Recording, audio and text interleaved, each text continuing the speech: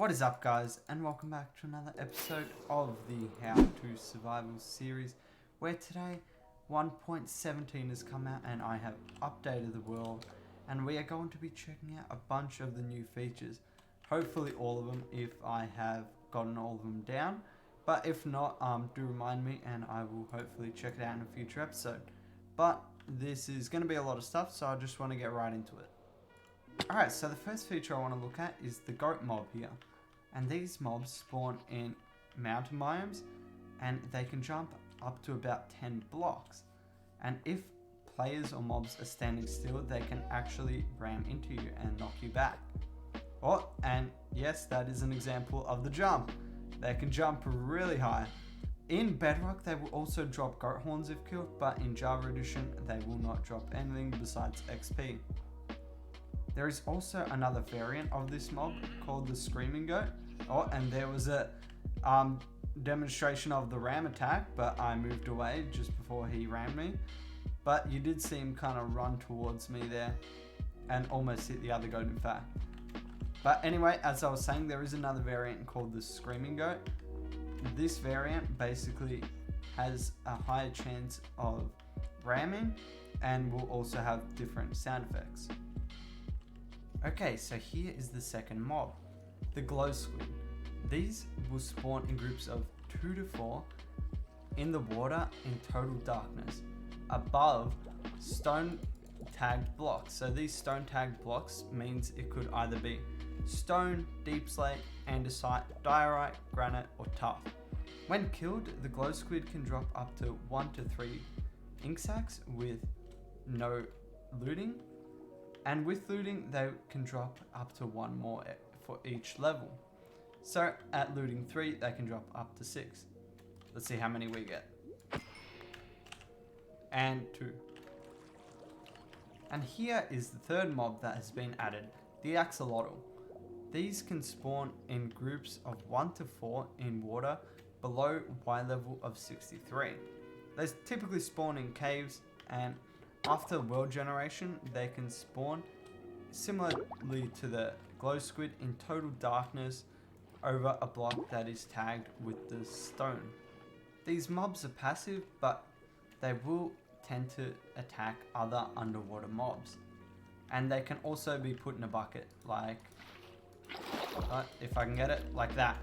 And you will get an achievement for doing so. As you can see here, the axolotl is attacking the drown. And if it is hit, it will play dead just like this. Perfect example. So it is not actually dead, but it will just appear that way. But if I pick it up in my bucket, I can go ahead and take it home with me. Okay, so the next thing we're going to be taking a look at is deep slate. And to find this, we're going to need to dig down a bit. And I've already done that, and by the looks of it, this stuff seems to be pretty common because I just dug down and around a bit and I already stumbled into some. So I dug down to bedrock and then just a bit over, and here is the deep slate. So if we line it up with a silk touch pickaxe, we will get the block in its pure form, deep slate. But if we switch over to a fortune or just non-silk touch enchanted, we should get cobble deep slate, and as you can see, it looks a bit different. If we fly back up to the surface, we can take a bit of a better look as to what they look like. So if I get them both out side by side, you can see that the cobble deep slate has a bit more of a rough texture, whereas the normal deep slate, well, doesn't. And as you can see with this normal deep slate, it has different textures on different sides. So on the side of it, it has one texture, and then on the top it has a slightly different one. This can be orientated in different ways, so you can use it to whichever style you want in a build. So another stone block you can find is tuff. And this will generate in the place of stone, similar to how granite, andesite, and diorite do. It's just a decorative block, there are no other varieties, and is simply for building. Alright, so 2 other new blocks that you'll be able to find are calcite and smooth basalt. They generate on the outside of amethyst geodes, but the smooth basalt can also be smelted from regular basalt. But the calcite can only be found on the outside of geodes for now. Stepping out of the caves for a minute, we can take a look at the ores. They have all had a texture change, however slight it is in some of them, but they all look a lot better in my opinion, and each of them have a deep slate variant, except I couldn't find the one for copper because that one is quite rare. But all the ores have deep slate variants, which take a little longer to mine than the regular variants, so it's consistent with deep slate and stone. A new item that has been added into the game, got to do with ores, is raw ore. So if you mine ore without silk touch, you will no longer get the ore from stuff like gold and iron, but you will get something called raw ore. And this can then be smelted into the ingots, or it can be crafted into a block with, I believe it's 4, no it's 9, so hopefully we can get a bit more. I might have some more gold in here so we can get the amount required. Here we are, we got 11 now, that's plenty. And then we can make a raw gold block. And that looks quite nice, similar to honeycomb actually. Pretty nice design, and we can get the same for copper and iron. So if we just get enough of those two, we can make blocks of those as well. Okay, so here is the block of raw copper and then iron. They each have their own similar texture with different colors, being consistent with the color of the actual ore, but in my opinion they all look quite nice. So similarly to regular stone, deep slate can be turned into various different block types and can also be used in crafting recipes, but the regular deep slate can't be used for that, so we can just chuck that away for now. But the cobble deep slate is what we want. So if we put it in a stone cutter, you can see all the different types of things it comes up with. So we got the chisel deep slate, all the different slabs and stairs and walls, deep slate bricks, and then the different variants of that. Tiles, I really like this tile. We got regular polished and its variants, and then we also have this, which is also its own design, so that can be used in combination with a number of those other ones to make quite cool builds.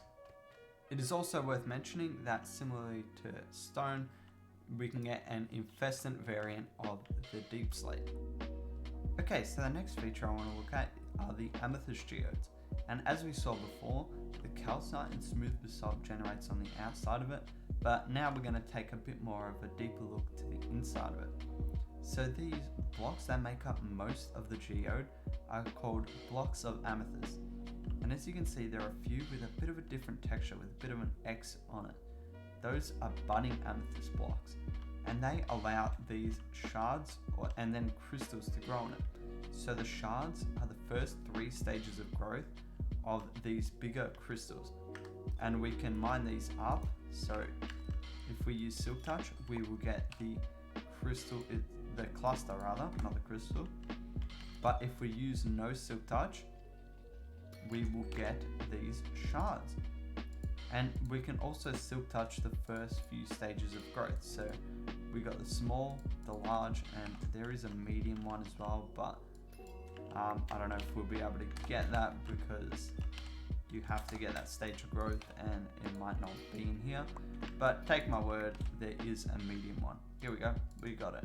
Now these shards and clusters can be used for different things such as building and also crafting various things, but we'll get more into the things you can do later on. To talk a bit more about the budding amethyst, this cannot be harvested in any way, so if you break it, it's gone, similar to how mob spawner works, and you cannot move it around with pistons or anything, it stays where it is. Now to grow the amethyst buds and clusters yourself, you're going to have to use these budding amethysts, and since you can't move it, you're going to have to do it here. And if there is open space on every side of the budding amethyst, it has 6 possible places that it can grow, but if there's just one available, it will grow on that one side. So for maximum efficiency, you're going to want to uncover all 6 sides of the budding amethyst. And when the shards begin to grow, as I said before, there are 3 stages. It will begin small, go to medium, then large, and then eventually into the cluster. But anyway, that's enough with the geodes. Let's take a look at copper now. So as we took a look at a bit before, we have the copper ore, then the block of raw copper. But these are not the only two things copper can be used for.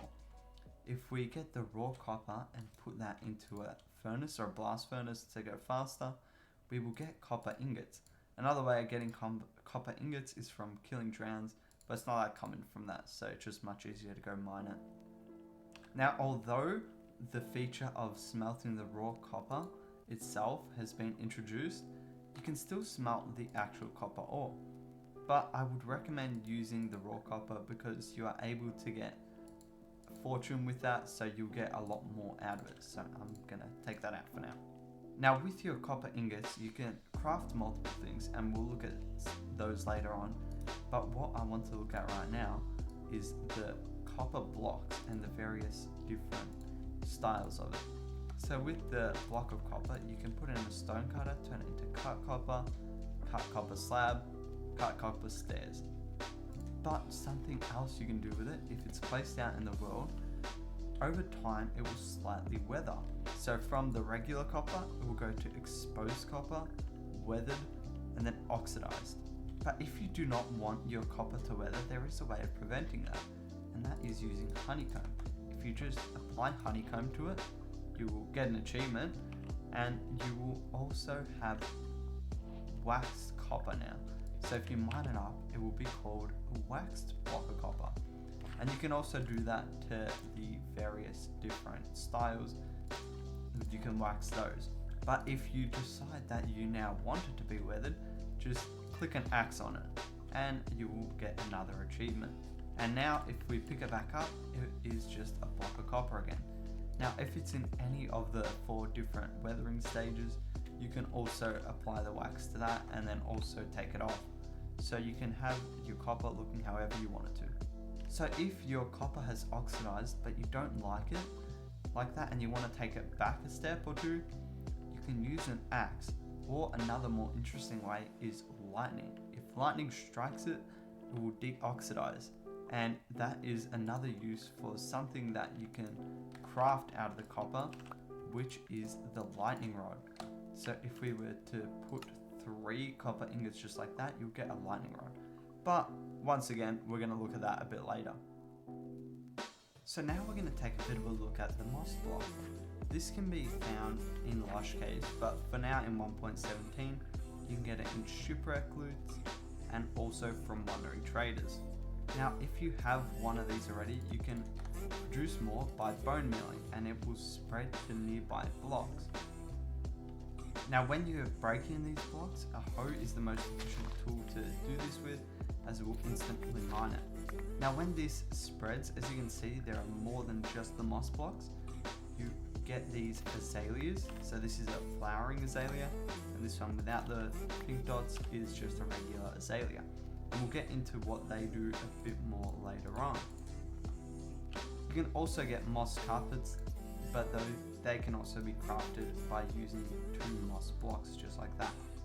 And you'll also just get some regular grass, which of course you can punch out to possibly get seeds and stuff.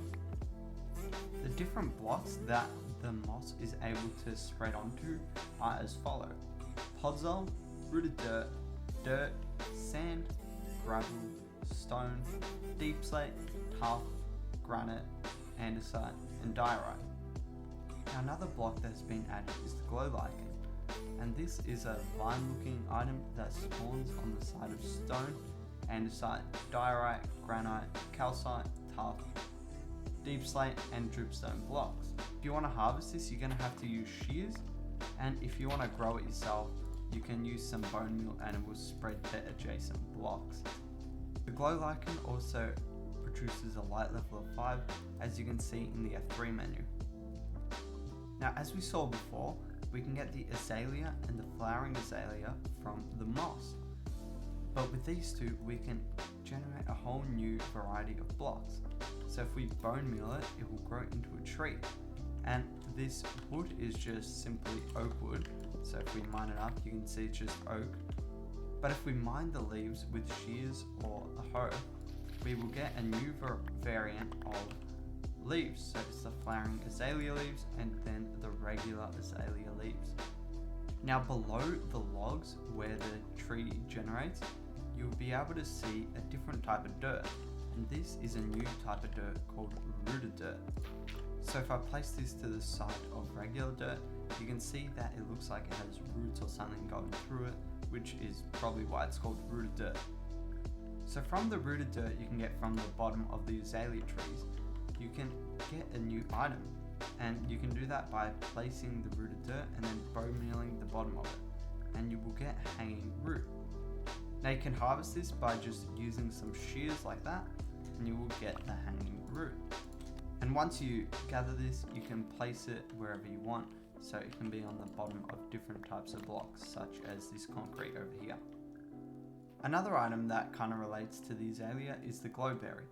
In order to obtain this, you have to get it in a mineshaft chest. That is the only way to do it currently, and this can also be eaten for 2 hunger bars.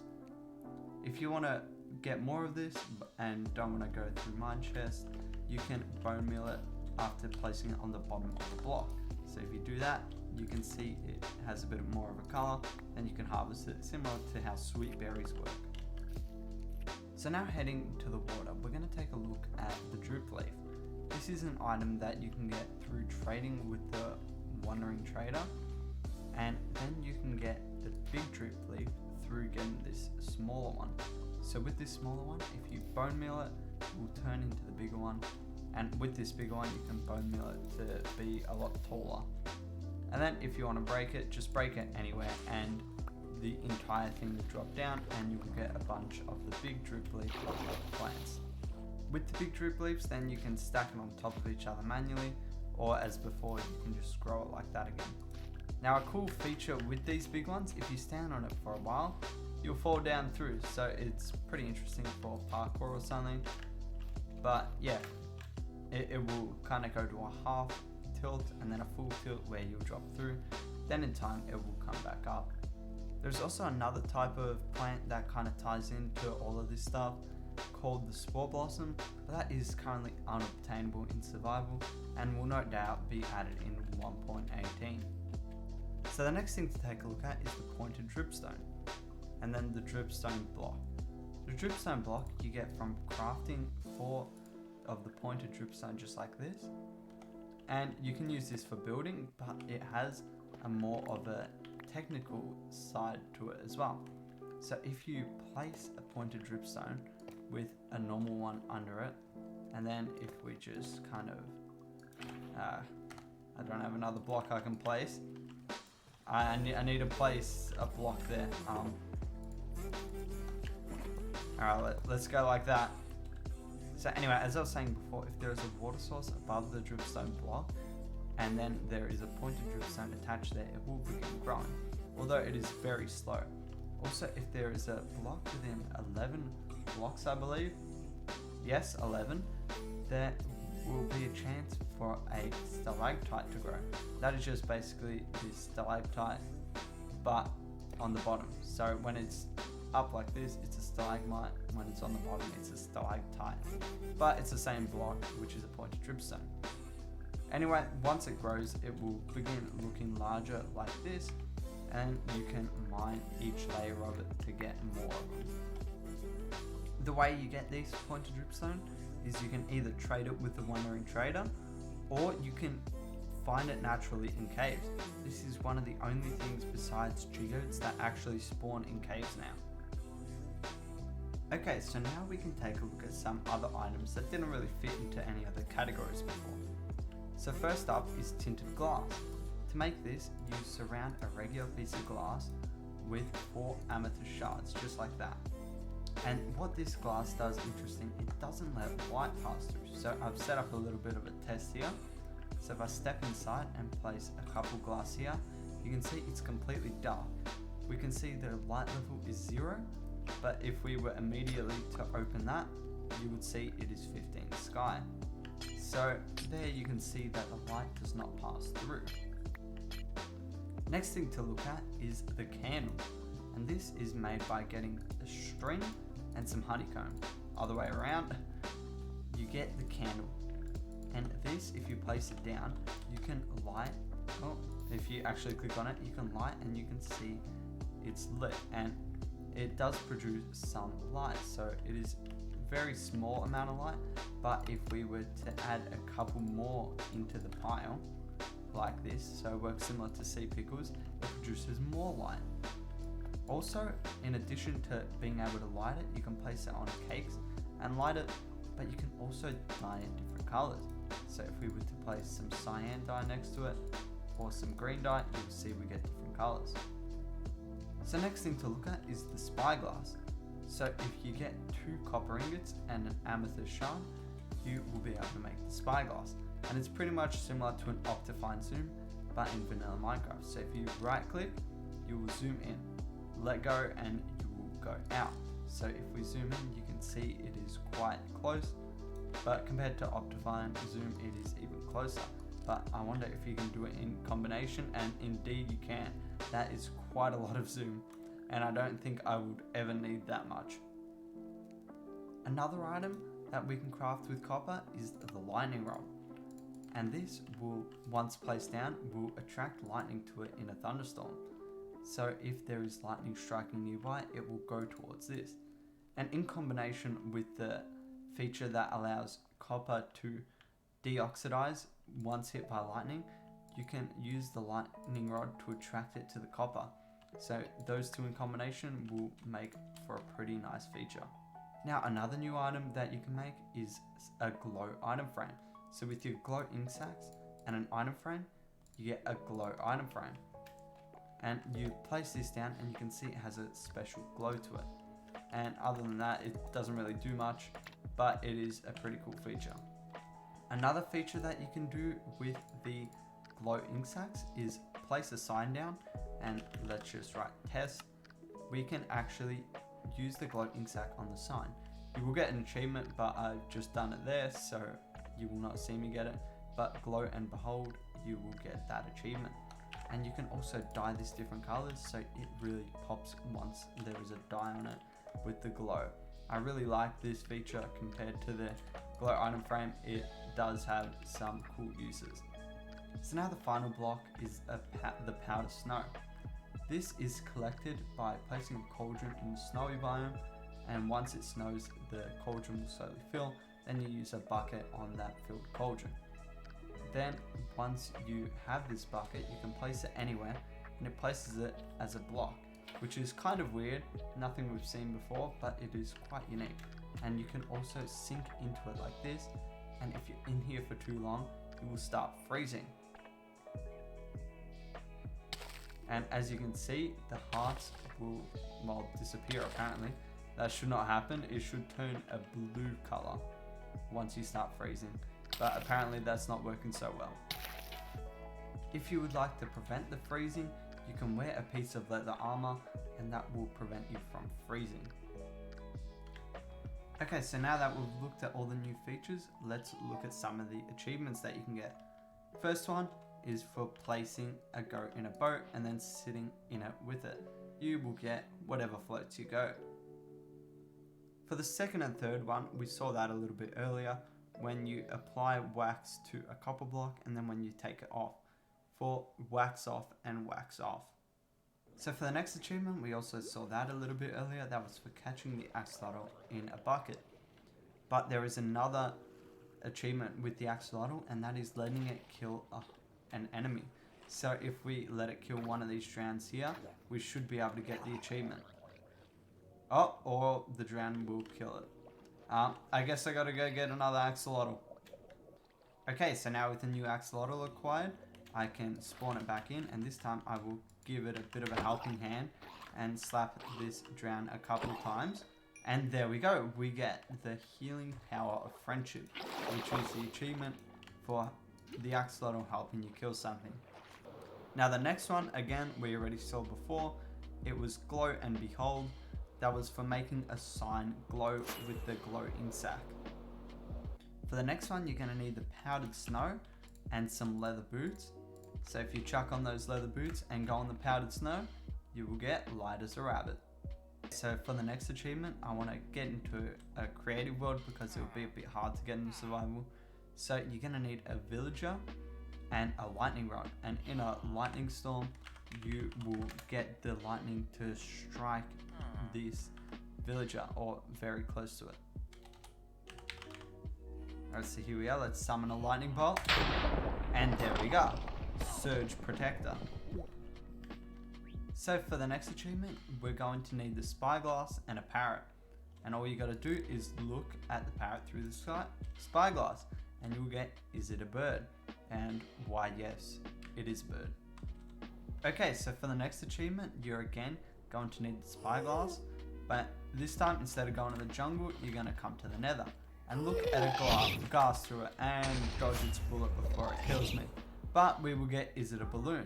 And well, while it's not a balloon, it sure does look like one. Okay, so for the next and final achievement, we're going to have to come to the end here with our spyglass, and we're going to need to look at the ender dragon. But I have killed the ender dragon, so I'm going to have to respawn it with these end crystals. So if I just place one on each side, it should start respawning, and there we go. And obviously the ender dragon isn't there, but once it spawns in, we will be able to look at it. Alright, here we go, last tower being finalized, and the ender dragon should spawn in any minute now. There we go. Now if we just look at it, we get, is it a plane? And while it is not, it's probably the closest thing we're gonna ever get to one. But now I have to deal with this ender dragon. But while I do that, I'm gonna say thanks for watching, guys. I hope you did enjoy the video. If you did, please consider leaving a like and subscribing. But until next time, later guys.